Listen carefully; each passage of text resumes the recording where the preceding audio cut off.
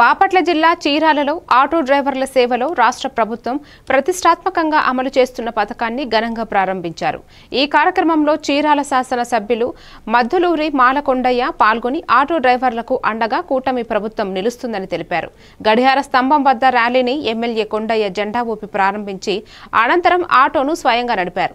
రాష్ట్ర వ్యాప్తంగా auto, rickshaw, maxi cab, motor cab డ్రైవర్లకు కూటమి సర్కారు వార్షికంగా వాళ్ళ ముందు నేను నా యొక్క ప్రమాణపూర్వకమైనటువంటి స్వోన్ డిపోజిషన్ వాంగ్మూలాన్ని 13 అంశాలతో ఇవ్వడం జరిగింది. మరి ఇదే సాల్వేషన్ ఆర్మీ అసోసియేషన్లో ఉన్న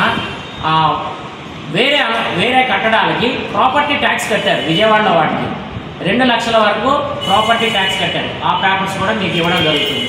అంతేకాకుండా ఇదే ప్రాంతంలో ఈ మధ్య మున్సిపల్ అధికారుల ద్వారా మేము తెలుసుకున్నది ఏంటంటే ఒక బంగ్లా, డీసీ గారి బంగ్లాకి, అంతేకాకుండా సాల్వేషన్ ఆర్మీ స్కూల్ మూసివేయడం ద్వారా అది ప్రైవేటైజేషన్ చేయబడింది కాబట్టి అక్కడ ఉచిత విద్య లేదు కాబట్టి అక్కడ సాల్వేషన్ ఆర్మీ స్కూల్లో ఉన్నటువంటి ఇతర బిల్డింగ్స్ కూడా మున్సిపల్ అధికారులు ఎక్కువ మొత్తంలో పెనాల్టీతో వాళ్ళకి ట్యాక్సులు విధించబోతున్నారు అనే విషయం కూడా మాకు తెలిసింది.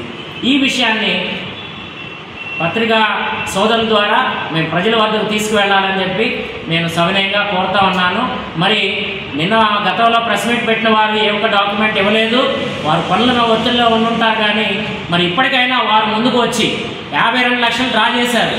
అందులో మిస్అప్రాపరియేట్ అయిన అమౌంట్ 20 లక్షల పైనే. నేను చెప్పిన అమౌంటే వాళ్ళు చేశారు.